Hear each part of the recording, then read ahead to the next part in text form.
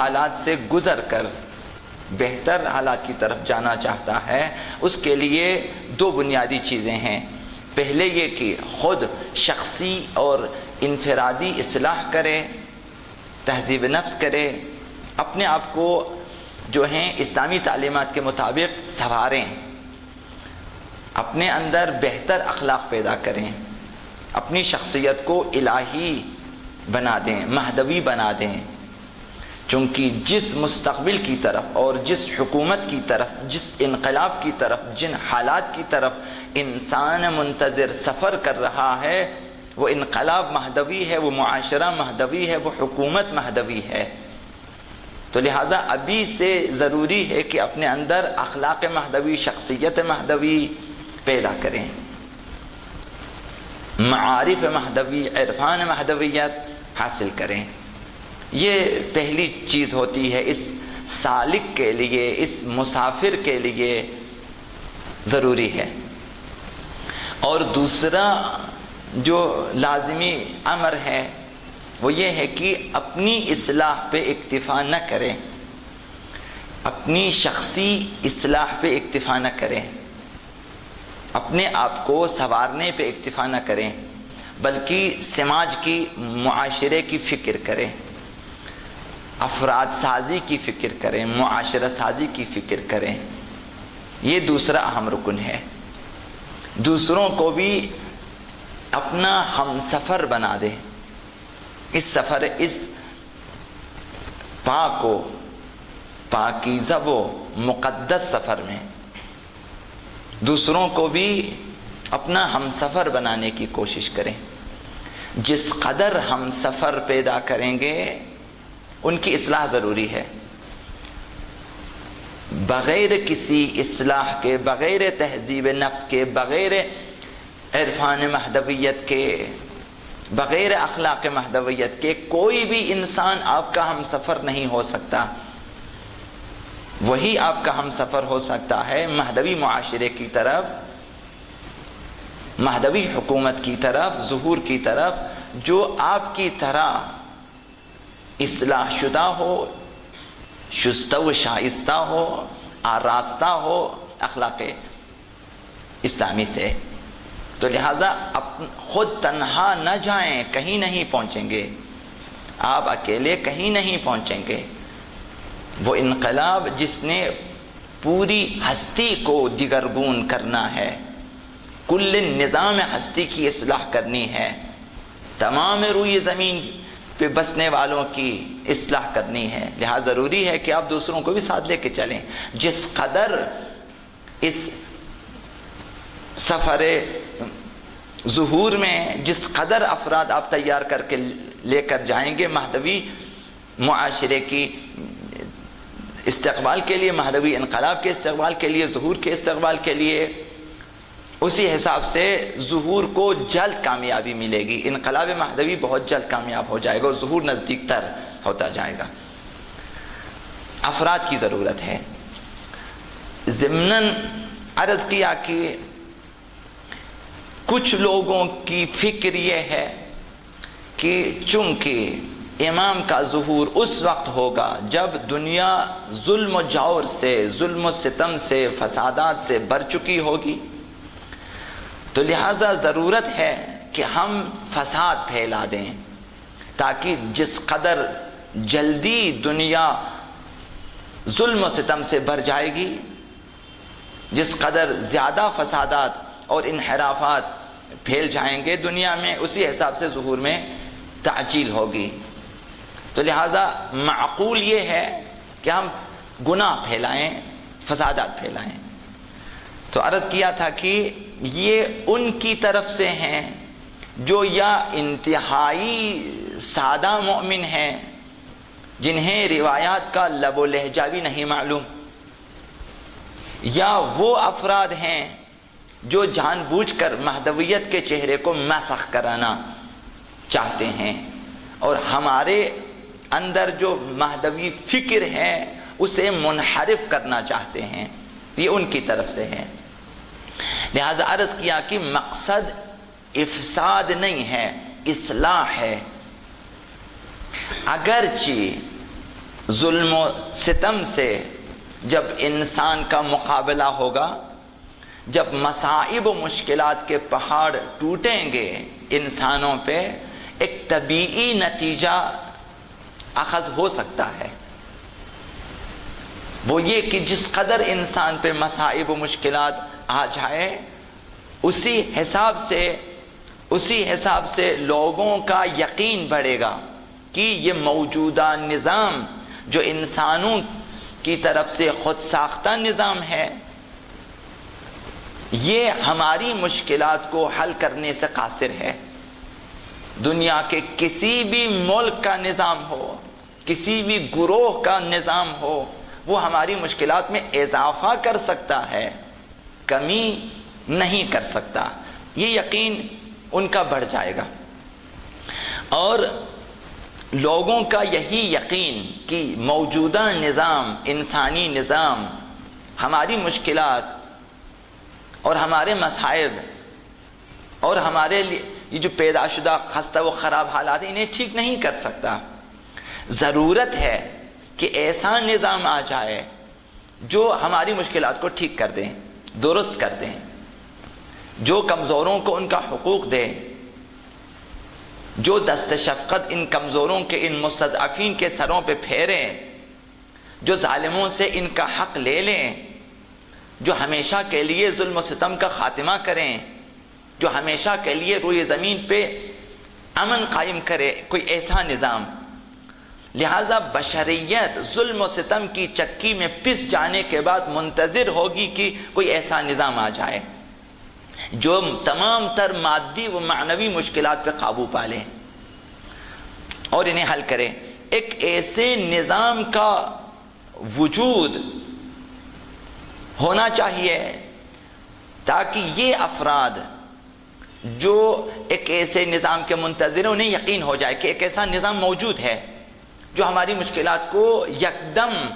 حل کر سکتا ہے، جو ہمیں ترقی کے اوج تک پہنچا سکتا ہے،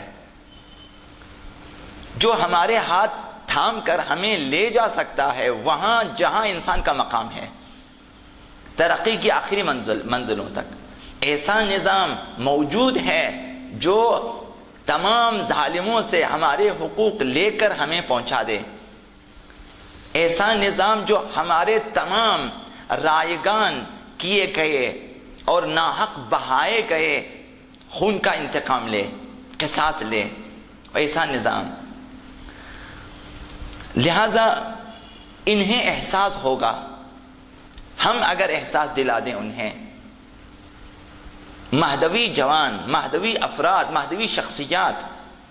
یہ اس نظام کا تعارف کرا دیں، بتا دیں انہیں کہ ایسا نظام موجود ہے، ایسا نظام بھی موجود ہے خداوند متعال کی طرف سے، اور ایسے نظام کے نافذ کرنے والے افراد بھی موجود ہیں، وہ بھی خدا کی طرف سے موجود ہیں، اور اس نظام کے لیے اور اس نظام کو رائج کرنے کے سلسلے میں مضبوط پشت پناہی حاصل ہے خداوند متعال کی طرف سے۔ اگر ہم باور کرانے میں کامیاب ہو گئے کہ افراد کو باور کرا دیں کہ ایسا الہی آسمانی نظام موجود ہے، تو پھر انسان میں ایک ایسے نظام کے سلسلے میں شوق پیدا ہوگا، اشتیاق پیدا ہو، کاش کہ وہ نظام آ جائے۔ کہاں ہے وہ نظام؟ کس نے نافذ کرنا ہے وہ نظام؟ وہ ناظم کہاں ہے؟ وہ پشت پناہ کہاں ہے؟ یہ شوق پیدا ہوگا۔ تو کیا ہوگا؟ اس شوق و اشتیاق کے بعد آہستہ آہستہ یہ بھی انسان پہ واضح ہو جائے گا کہ جغرافیائی تقسیم انسانی معاشرے کے لیے مشکل ساز ہے۔ یہ ایک اور شناخت ہوگی ان انسانوں کو موجودہ نظام کے، ظالمانہ نظام کے تحت آنے کی صورت میں۔ موجودہ دنیا میں جس قدر ظلم و گناہ و فسادات وغیرہ ہیں، اس کی عزت میں آنے کے بعد انسانوں کو پتہ چل جائے گا کہ یہ جو جغرافیائی تقسیم ہے، جس کی بنا پر بے پناہ سرمایہ اسلحہ سازی پہ خرچ کیا جا رہا ہے، یہ جو مختلف ممالک کے حدود ہیں، جغرافیائی حدود، اس کی وجہ سے تعصب پیدا ہو رہا ہے۔ انسان اپنی کمائی، اپنی تباہی کے لیے خرچ رہا ہے، اسلحوں کی خریداری، اسلحہ سازی، ان پہ کافی سرمایہ خرچ رہا۔ اسی جغرافیائی تقسیم کی بنا پر طاقتور ملک کمزور اور فقیر ممالک کی سرزمین اور ان کے معدنی ذخائر پہ قبضہ جمانے کے لیے حملہ آور ہو جاتے ہیں، ثقافتی حملے کرتے ہیں، صلیبی حملے کر لیتے ہیں اور فوجی حملے کر لیتے ہیں ممالک پہ۔ ثقافتی حملے معلوم ہے کہ تقریباً دنیا کے تمام ممالک مغربی ثقافتی یلغار کے زد میں ہیں، اور صلیبی آپ کو پتہ ہے اس وقت جو جنگ مسلط ہے عالم اسلام پر اور مخصوصاً عالم تشیع پہ، صلیبی جنگ ہے، ہمارے اوپر مسلط کی گئی ہے، جو کہ سالہ سال پہلے سے شروع ہے، اور اب مقدس کتابوں کی توہین کرنا، مقدس شخصیات کی توہین کرنا، مذاہب کی توہین کرنا، یہ صلیبی فکر ہے۔ صلیبی جنگ میں ایسے حملے ہوتے ہیں، قرآن جلانا، نزاتش کرنا، یہ چیزیں، اور ائمہ اطہار اور پیغمبر اسلام جیسی شخصیتوں کی توہین کرنا، یہ صلیبی حملے ہوتے ہیں۔ صلیبی جنگ ہے کہ ایک مکتب فکر اپنی آئیڈیالوجی کو نافذ کرنے کے لیے، اپنی فکر کو نافذ کرنے کے لیے، اپنے مذہب کو نافذ کرنے کے لیے حملہ آور ہو جاتے ہیں صلیبی۔ اور بعض ممالک میں آپ دیکھتے ہیں فوجی حملے ہیں۔ یہ کس وجہ سے؟ جغرافیائی حدود کی وجہ سے، کہ یہ علاقہ ہمارا ہے، لہذا ہم چاہتے ہیں کہ باقی علاقے بھی جو ہے ہماری سرحد میں آ جائیں اور ہماری حکمرانی ہو جائے اس پر، اور ہماری سرحد سے باہر جو ممالک ہیں وہاں جو معدنی ذخائر ہیں یا جو قدرتی ذخائر ہیں یا جو قدرتی توانائیاں ہیں وہاں پہ، وہ ہمارے ہاتھ آ جائیں،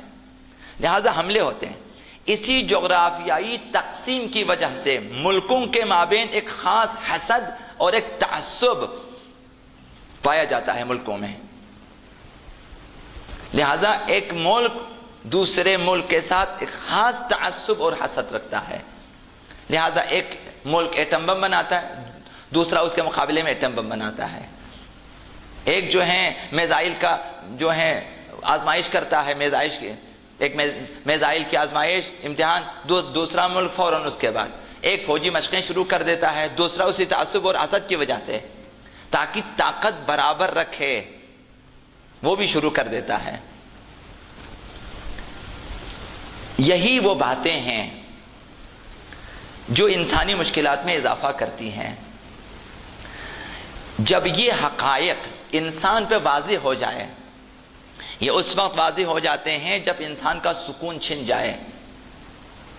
جب انسان سے آرام کی نیند چھن جائے، جب انسان مسائل و مشکلات کے شکار ہو جائیں، جب انسان پہ سختیاں آ جائیں، جب انسان کا استحصال کیا جائے، جب انسان کے حقوق روک دیا جائیں، جب جان و مال کے لیے خطرہ لاحق ہو جائیں، اس وقت یہ باتیں سمجھ میں آ جاتی ہیں۔ جب تک آرام کی نیند ہے، جب تک رنگا رنگ دسترخوان ہے، جب تک پرامن ماحول ہے، اس وقت انسان کو پتہ بھی نہیں چلے گا، پتہ بھی نہیں چلے گا کہ کون میرے اوپر حاکم ہے اور میں کس کے دسترخوان سے کھاتا ہوں، اور کوئی فکر نہیں۔ لیکن جب انسان مشکلات کی چکی میں پس جاتا ہے، وہاں اسے یہ احساس ہو جاتے ہیں کہ یہ تعصب کیوں کر رہا ہے، یہ حسد کیوں کر رہا ہے، یہ دشمنی کیوں کر رہا ہے، یہ میرے حقوق کیوں غصب کر رہا ہے، اور مظلوموں کا استحصال کیوں کیا جاتا ہے، ایک ملک دوسرے پہ حملہ کیوں۔ یہ چیزیں اس وقت سمجھ میں آ جاتی ہیں جب یہ حقائق انسان پہ واضح ہو جائے، تو انسان ایک ایسی حکومت اور ایک ایسے نظام کی فکر میں لگ جائے گا کہ جس میں حملوں، قبضوں اور تعصب وغیرہ کا کوئی قصہ ہی نہ ہو۔ ہر انسان کی یہ فطری خواہش ہوتی ہے، کاش کہ ایسا نظام آ جائے کہ جہاں قبضہ کرنے کا چکر نہ ہو، جہاں قتل و غارت گری کا کوئی نظام نہ ہو، کوئی ایسا خطرہ نہ ہو، جہاں بد امنی نہ ہو، ناامنی نہ ہو، جہاں پہ جو ہیں ہماری جانوں کے لیے، مالوں کے لیے، عزت کے لیے، ہماری ایمان کے لیے کوئی خطرہ نہ ہو، جہاں پہ جو ہیں صلیبی جنگیں نہ ہوں، جہاں پہ یہ چیزیں نہ ہوں، تعصب نہ ہو، جہاں ہمارے حقوق کے لیے کوئی خطرہ نہ ہو، جہاں ہمارے امن و امان کے لیے کوئی خطرہ نہ ہو، تو انسان آرزو کرے گا کہ کوئی کاش کہ ایسا نظام ہو۔ انسانوں میں یہی فکر جب پیدا ہو جائے کہ کاش کہ ایسا نظام ہو، یہی فکر اور یہی شعور انسان کو ظہور کے لیے آمادہ کرتا ہے، یہی فکر زمینہ ساز ہے ظہور کے لیے، یہی بیداری، یہی آگاہی زمینہ ساز ہے ظہور امام زمان علیہ السلام کے لیے، اور ظہور کے نزدیک ہونے کا سبب ہے۔ یہ شعور ہمیں چاہیے کہ پیدا کریں، اپنے اندر بھی دوسروں کے پاس یہی شعور پیدا کریں۔ اس سے کیا ہوگا؟ لوگ اس نظام مہدوی کو، اس حکومت مہدوی کو، اس انقلاب مہدوی کو قبول کرنے کے لیے آمادہ ہو جائیں گے، جو کہ بہت بڑا اقدام ہوگا زمینہ سازی میں، ظہور آقا امام زمان میں۔ تو یہ چیز پیدا ہونی چاہیے۔ انسان احساس کرے گا کہ آج جس قدر سرمایہ اسلحوں اور گولے بارود پہ خرچ ہو رہا ہے الہی انقلاب کے بعد، یعنی ظہور کے بعد وہ سرمایہ انسانی فلاح و بہبود پہ خرچ ہوگا، نہ گولے بارود پہ۔ وہاں نہ حسادت ہوگی، نہ رقابت ہوگی اور نہ دشمنی، بلکہ سب مل کر شانہ بشانہ عدل و انصاف کی بنیاد پر برادری اور برابری کے اصولوں کے تحت اخلاص اور صدق و صفا اور مروت و شرافت کی بنیاد پر انسانیت کی مادی اور معنوی ترقی کے لیے کام کریں گے۔ اس نظام کے بارے میں شعور پیدا ہوگا انسانوں میں کہ جہاں رقابت نہیں ہے، جہاں تعصب نہیں ہے، جہاں خط و غرض گری نہیں ہے، جہاں خون ریزی نہیں ہے، جہاں سرمایہ ایک دوسرے کو قتل کرنے پہ نہیں خرچا جائے گا، جہاں بارود جلانے کی ضرورت نہیں پڑے گی، جہاں گولے باری کی ضرورت نہیں پڑے گی، جہاں فوجی حملوں کی ضرورت نہیں پڑے گی، وہاں تمام انسان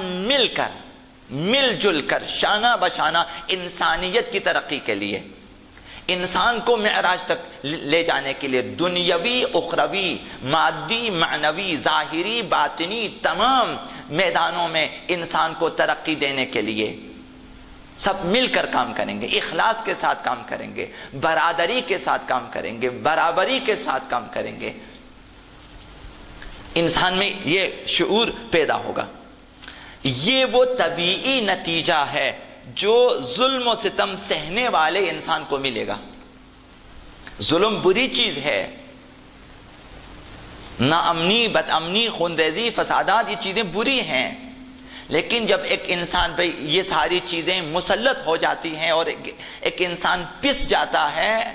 تو وہ موجودہ نظام کے بارے میں آگاہی حاصل کرتا ہے، ایک ایسے نظام کی آرزو پیدا کرتا ہے اور اس نظام کی شناخت حاصل کرتا ہے، پھر اس نظام کے بارے میں شوق و اشتیاق پیدا ہو جاتا ہے۔